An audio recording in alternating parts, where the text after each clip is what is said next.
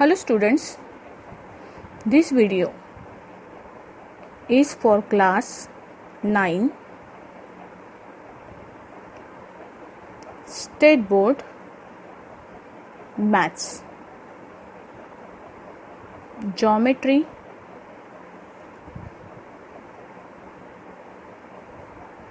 Chapter number 2, that is Parallel Lines.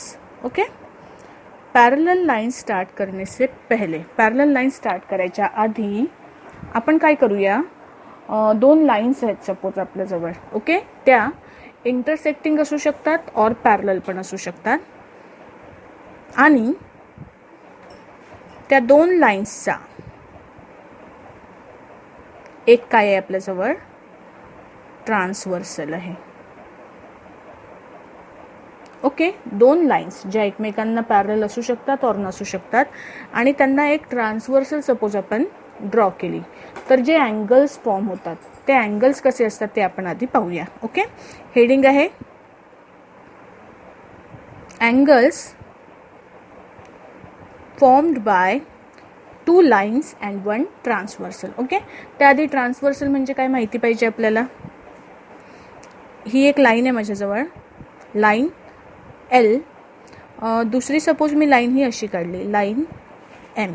Okay, या दोघांनाही intersect करणारी एक लाईन जर मी ड्रॉ केली, the line N which is intercepting both these lines, line L as well as line M, this line is called as transversal. Okay, it is called as what?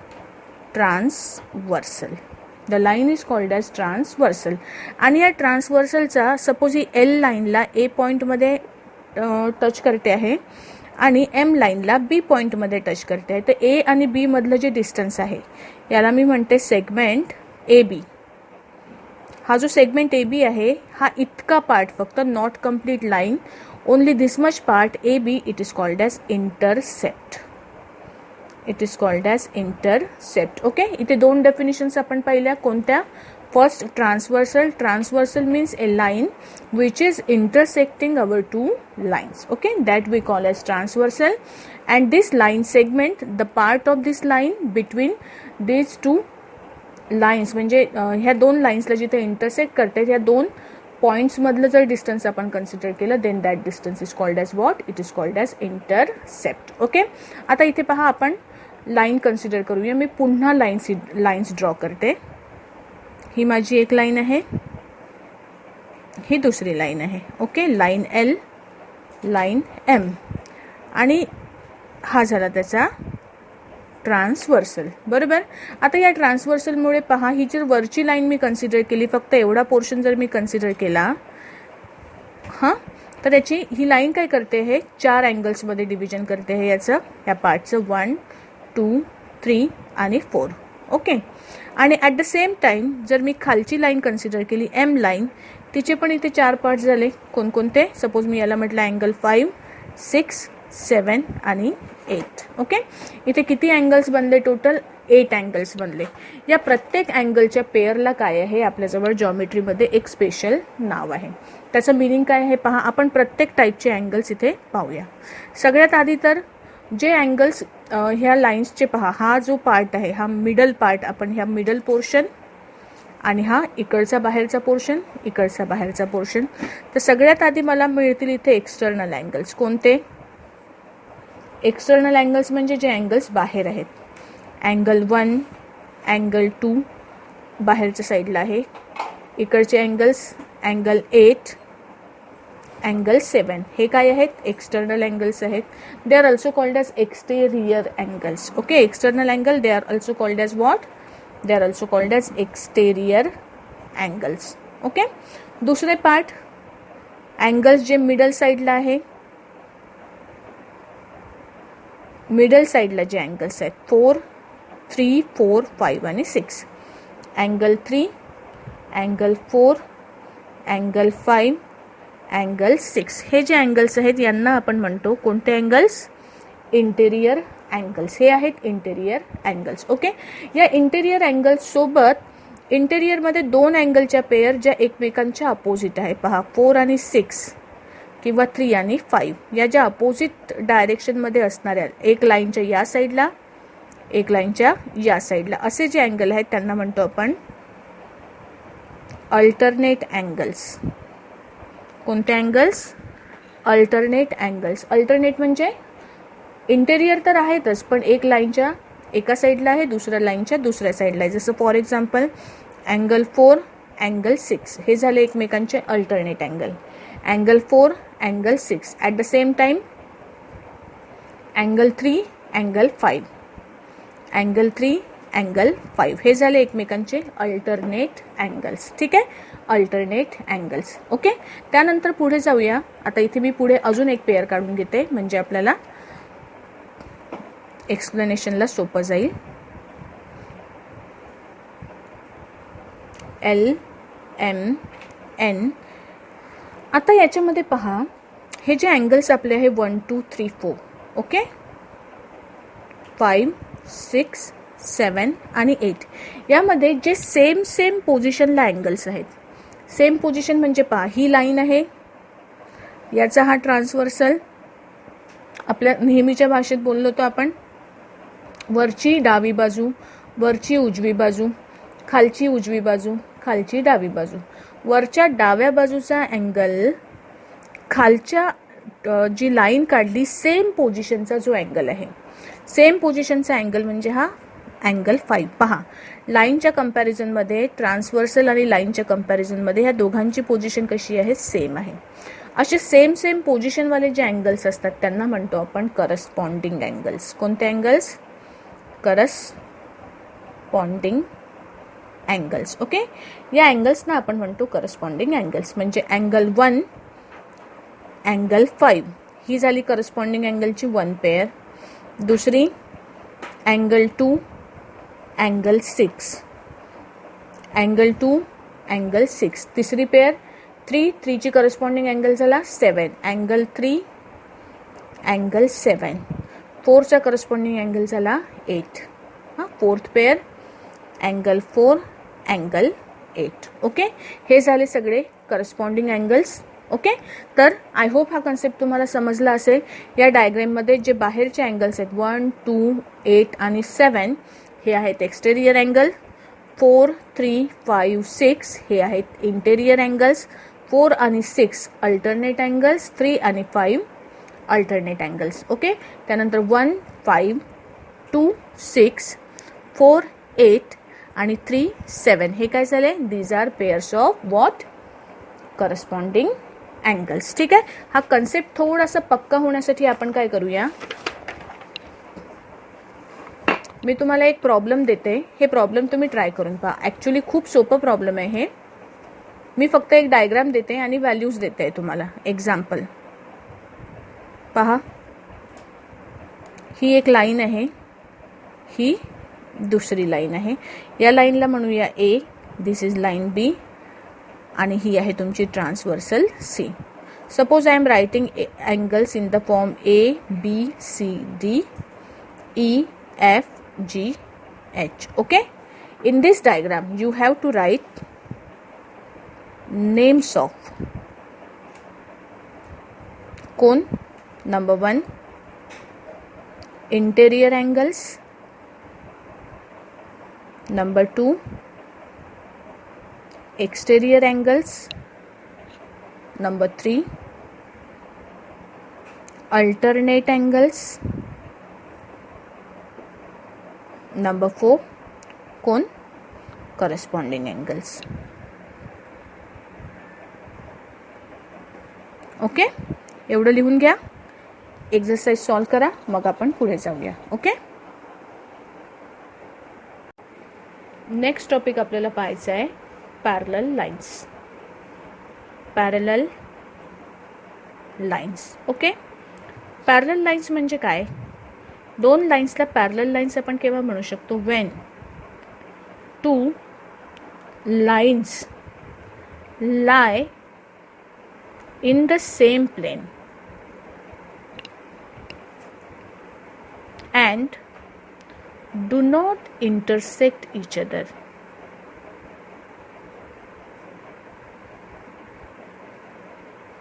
then they are called parallel lines. दोन lines एकाच प्लेनमध्ये आहे, एक plain surface आहे, for example हा paper, आणि या plain सरफेसवर आपण दोन लाईन्स अशा काढल्या ज्या कितीही वाढवल्या तरीही एकमेकांना इंटरसेक्ट नाही करणार, then they are called as parallel lines. In this case line L, line M are parallel line. इथे एक गोष्ट लक्षात घ्या, दोन लाईन्स एकाच प्लेनमध्ये असणं आवश्यक आहे. ओके, सपोज मी एक लाईन जर अशी घेतली, कन्सिडर केली, आणि जर मी दुसरी लाईन अशी कन्सिडर केली, फॉर एक्झाम्पल अशी, कोणती रे, ही लाईन, हा मला वाटतं हे समजायला कठीण जाईल तुम्हाला. सपोज मी दुसरी लाईन ही अशी घेतली. आता ह्या ज्या दोन लाईन्स आहेत, तुम्ही इमॅजिन करा, ही जी लाईन आहे ही कितीही पण वाढवली मी लांब लचक, आणि ही लाईन अशी सरळ मी कितीही वाढवली, ह्या लाईन जन्मात एकमेकांना इंटरसेक्ट नाही करणार. ओके, मग यांना आपण पॅरलल लाईन्स म्हणू का, या इंटरसेक्ट नाही करत, but they are not in same plane. ही जी लाईन आहे तुमची प्लेन, आपला जो कागद आहे त्याच्या प्लेनमध्ये आहे, आणि दुसरी, हा असा जर मी प्लेन कन्सिडर केला, परपेंडिक्युलर प्लेन, तर दुसरी लाईन आपली त्या प्लेनमध्ये येते, बरोबर आहे. म्हणजे या लाईन्स एकमेकांना इंटरसेक्ट करायचा चान्सही नाही, पण तरीही they are not perpendicular lines. Why? Because they do not lie in the same plane. In this case both lines are lying in the same plane and they are not meeting each other, then they are called as what? Parallel lines. आपण लिहितो कसं? line L parallel line M. Okay, this is the symbol of what? Parallel lines. ठीक आहे, definition कळली. Okay, त्यानंतर आपल्याला पाहायचं आहे एक इम्पॉर्टंट थेरम पॅरलल लाईन्सशी संबंधित. हा थेरम पाहून घेऊया. त्यानंतर आपल्याला जे आपण अँगल्स पाहिले होते ना, corresponding angles, adjacent, alternate angles, interior angles, त्याच्या प्रॉपर्टीज पाहूया आपण पॅरलल लाईनसाठी. पण त्याआधी हा इम्पॉर्टंट थेरम आपण पाहूया. It is called as interior angle theorem. Okay, interior angle theorem. Interior angles म्हणजे कोणते अँगल्स? आता suppose these are two parallel lines. Okay, हे पॅरलल लाईन्स जर मी कन्सिडर केलं तर यांचे इंटेरियर अँगल्स जे आहेत, यांना सपोज हे जे अँगल्स आहेत, अँगल ए आणि बी, ही जर सिच्युएशन मी कन्सिडर केली, हा माझा काय आहे, ट्रान्सव्हर्सल आहे एन. ओके, तर हे जे प्लेसचे अँगल्स आहेत ए आणि बी, इकडच्या साईडला असणारे हे जे दोन अँगल्स आहेत, they are called as interior angles. Okay, interior angles on the same time, on the same side, they are called interior angles. आपल्याला हा थेरम सांगतो की इंटेरियर अँगल जे आहेत they are supplementary of each other. म्हणजे supplementary angles म्हणजे कोणते angle? ज्यांची सम 180 डिग्री असते, त्यांना म्हणतो आपण सप्लिमेंटरी अँगल. ओके, आधी याचं थेरमचं स्टेटमेंट पहा काय आहे. स्टेटमेंट, तुम्हाला एक्झाममध्ये स्टेटमेंट नाही विचारत, तुम्हाला फक्त एवढं विचारतील की इंटेरियर अँगल थेरम प्रूव्ह करा, state and prove interior angle theorem. Okay, so what is the theorem? If two parallel lines intersect each other, no, are intersected by a transversal. If two parallel lines are intersected by a transversal, the interior angles on either side of transversal are supplementary. Okay, काय आहे statement? If two lines are parallel and they are intersected by a transversal, then interior angles on either side of transversal are supplementary. सप्लिमेंटरीचा meaning होतो की त्यांची addition किती होते? 180 होते. बरोबर आहे ना? आता ह्या स्टेटमेंटवरून आपण आधी आपली जी डायग्राम आहे त्या डायग्राम ड्रॉ करायची आणि नंतर लिहितो आपण जे गिव्हन पार्ट आहे. आपल्याला काय दिलंय? आपल्याला पहा काय दिलेलं आहे. मी इकडचे पण इंटेरियर अँगल्स ड्रॉ करते सी आणि डी. ओके, पहा आपल्याला काय दिलेलं आहे ती सिच्युएशन आपण लिहून घेऊया आधी. गिवन काय आहे, line L parallel line M हे आपल्याला दिलेलं आहे. Okay, N is transversal and angle A, angle B are interior angles. Also, angle C, angle D are interior angles. हे दिलेलं आहे आपल्याला, जे दिलेला पार्ट आहे given that we have written here. Okay, त्यानंतर आपल्याला प्रूव्ह काय करायचं आहे. टू प्रूव्ह काय करायचं आहे तुम्हाला ते पण लिहून घ्या. टू प्रूव्ह तुम्हाला प्रूव्ह करायचं आहे angle A plus angle B equal to 180 degree आणि angle C plus angle D equal to 180 degree. हे आपल्याला प्रूव्ह करायचं आहे. ओके, ते प्रूव्ह करण्याच्या आधी आपण काय करूया की suppose this is not true असं कन्सिडर करून आपण जाऊया. तर प्रूफसाठी काय कराल पहा. प्रूफसाठी आपल्याजवळ we will consider the case of A and B. A आणि बी हे दोन इंटेरियर अँगल्स आपण कन्सिडर करणार आहोत. Let us consider two interior angles कोणते, angle A and angle B. आपण दोन इंटेरियर अँगल्स कन्सिडर केले, angle B A and angle B. मी इथे पुन्हा डायग्राम ड्रॉ करते म्हणजे आपल्याला पुन्हा वरती खाली जायची आवश्यकता नाही. ओके, आता पहा, let us consider two interior angles A and B. Now there are 3 possibilities.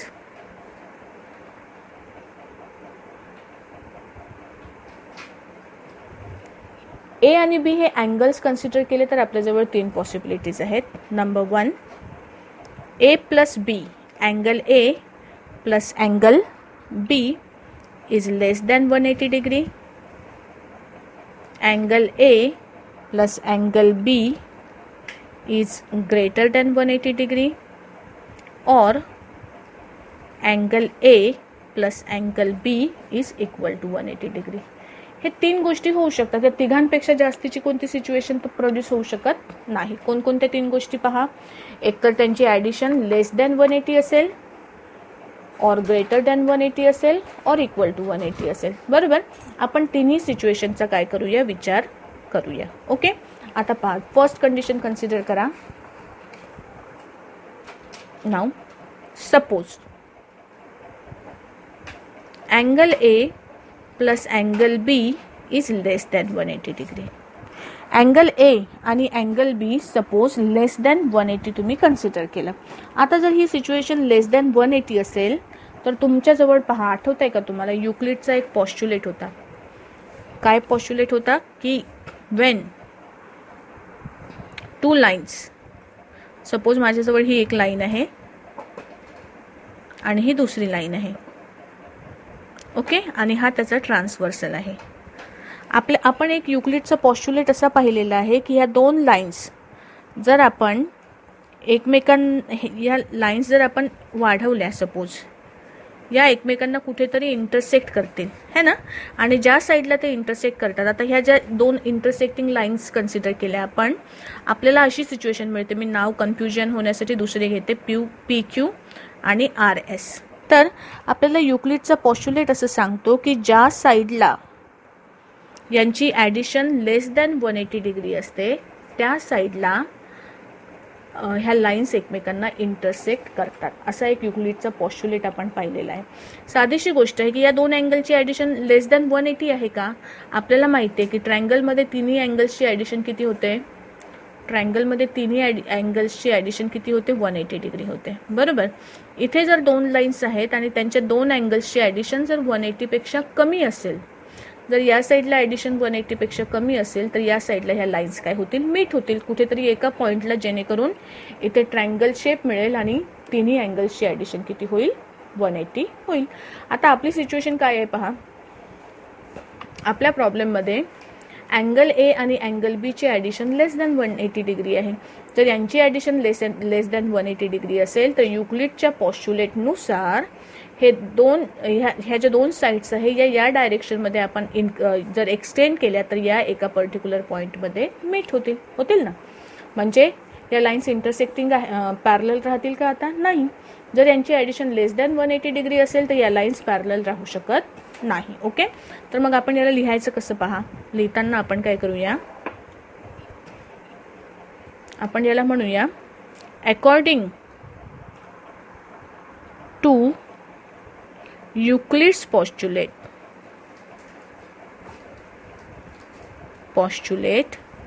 He diagram समजून सांगण्यासाठी दिलेली आहे, ही काढायची नाहीये तुम्हाला. Okay, according to Euclid's postulate, if line L and M are produced they will meet on sides of P and Q.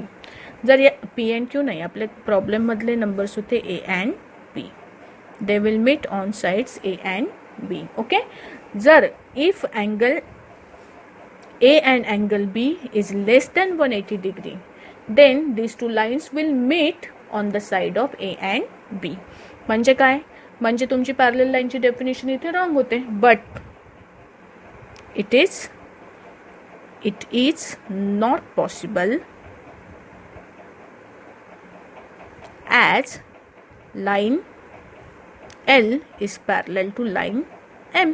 तुमची line L आणि लाईन M तर एकमेकांना पॅरलल आहे ना, मग ते मीट होणं पॉसिबल आहे का, नाही possible. Means therefore angle A plus angle B is less than 180 degree is wrong. हे काय आहे, रॉंग आहे.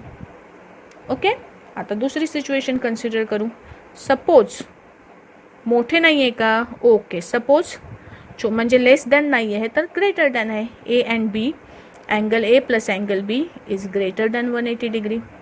मग काय होईल पहा. तर जर angle A plus angle B greater than 180 असेल तर काय होईल आपल्याजवळ पहा. आता इथे ही अशी सिच्युएशन आहे.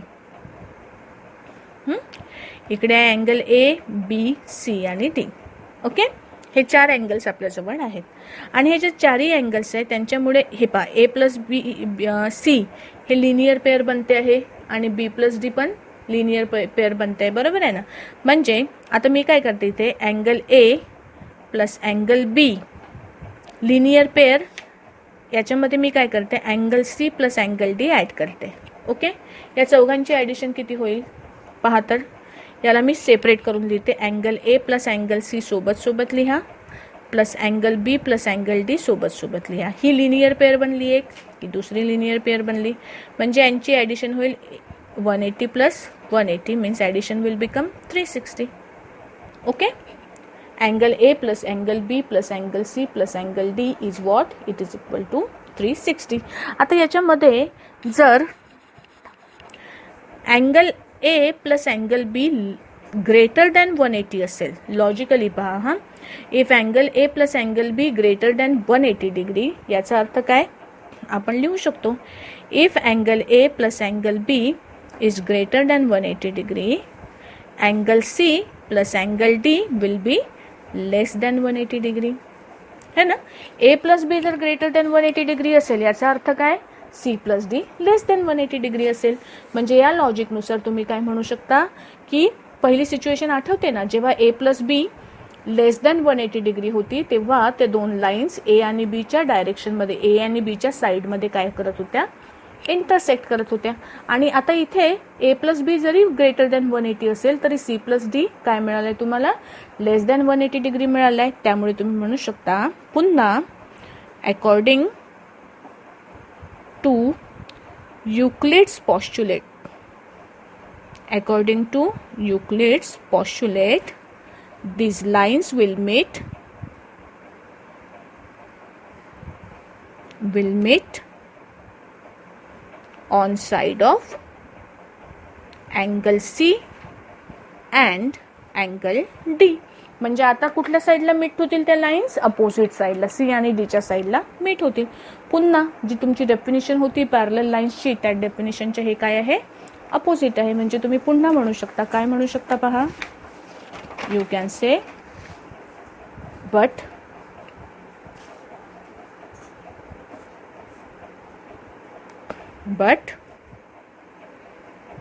it is not possible. पुन्हा हे पॉसिबल आहे का? नाही. It is not possible as line L is parallel to line M. Therefore, angle A plus angle B greater than 180 degree is also wrong. Okay, 3 possibilities होत्या. त्या 3 पैकी कुठली ना कुठली एक पॉसिबिलिटी तो डेफिनेटली काय असेल? ट्रू असेल. या दोन्ही फॉल्स आहेत. देअरफॉर मी म्हणू शकते from case 1 and case 2 both possibilities are wrong.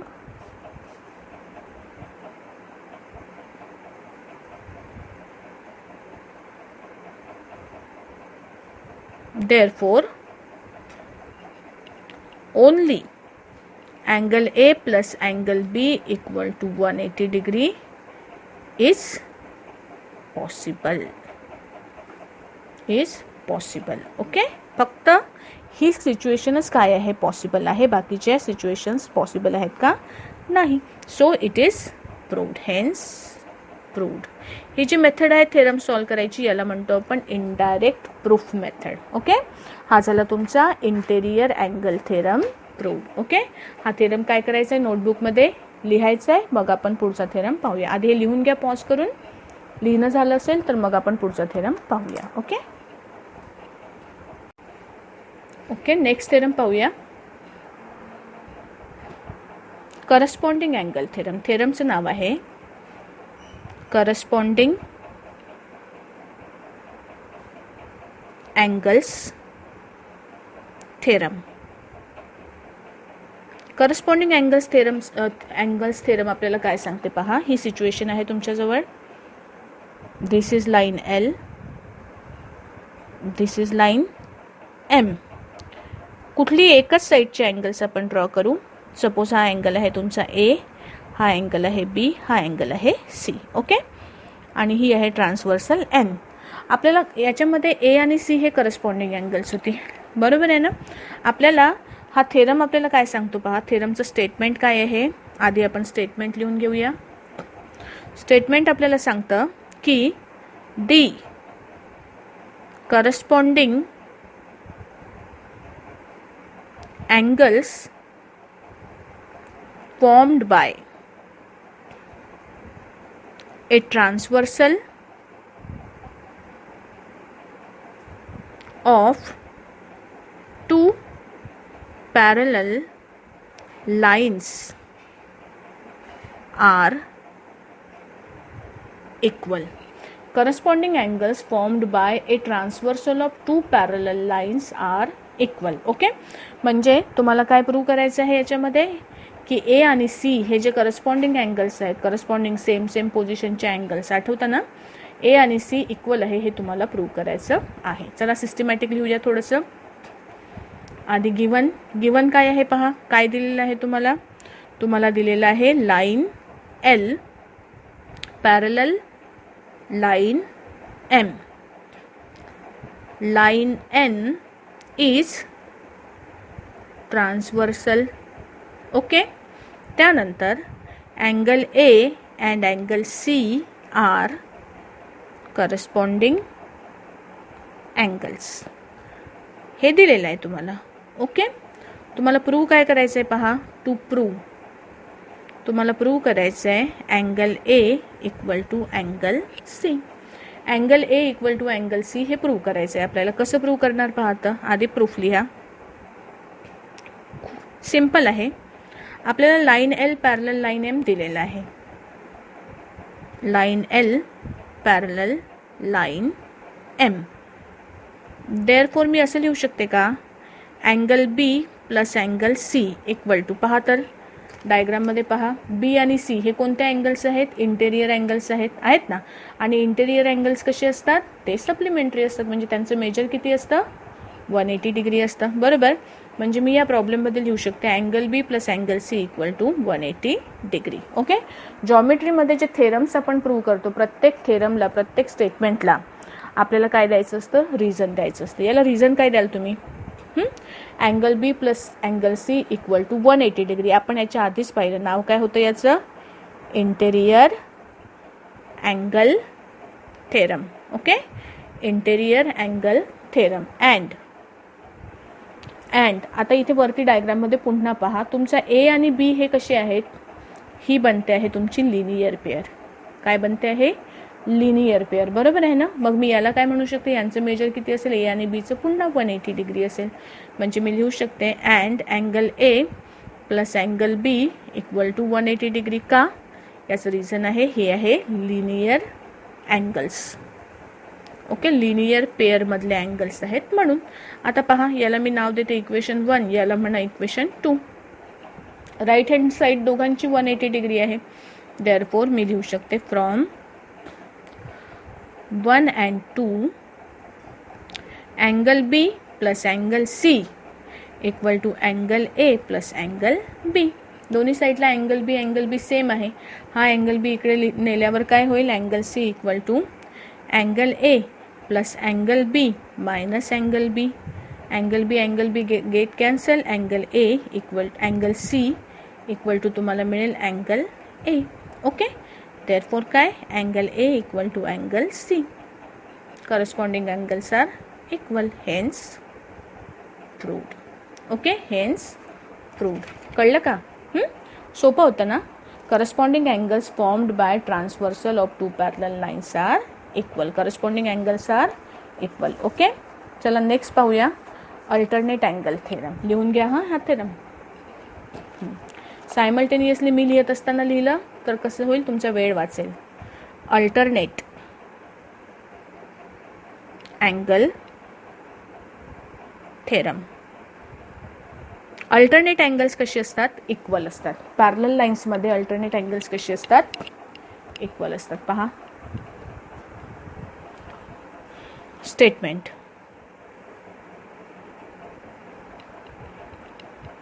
D alternate angles formed by a transversal of two parallel lines are equal. Okay, the alternate angles formed by two parallel lines. The alternate angles formed by two parallel lines are equal. ही एक line आहे, त्याला parallel दुसरी line, आणि हा transversal. काय म्हणूया याला? N. Suppose हा अँगल आहे ए, हा अँगल आहे तुमचा बी. ओके, अँगल ए आणि अँगल बी तुम्हाला इथे दिसत आहेत. हे इक्वल आहे, हे तुम्हाला काय करायचं आहे? प्रूव्ह करायचं आहे, बरोबर ना. ओके, कसं प्रूव्ह करणार? त्यासाठी आधी गिवन लिहून घेऊया. गिवन लिहा. काय लिहाल? Line L parallel line M. First thing, line L parallel line M आणि N is transversal. Okay, to prove काय करायचं आहे? टू प्रूव्ह करायचं आहे तुम्हाला angle A equal to angle B. Angle A equal to angle B हे काय करायचं आहे? तुम्हाला प्रूव्ह करायचं आहे. ओके, त्यानंतर प्रूफ पहा काय करणार. पुन्हा आपण काय करूया? आपल्या कामासाठी एक अँगल घेऊया सी. इथे घेतला मी. ओके, अँगल सी घेतला. तर आता तुम्ही पहा, तुम्ही म्हणू शकता की लाईन एल पॅरलल आहे लाईन एमला, बरोबर आहे. आणि म्हणून angle A plus angle C काय म्हणू शकते मी? ए आणि सी काय आहेत? इंटेरियर अँगल्स आहेत, त्यांची सम होईल 180 डिग्री. रिझन लिहा. Interior angle theorem. Okay, interior angle theorem. Okay. त्यानंतर दुसरी गोष्ट तुम्ही काय म्हणाल,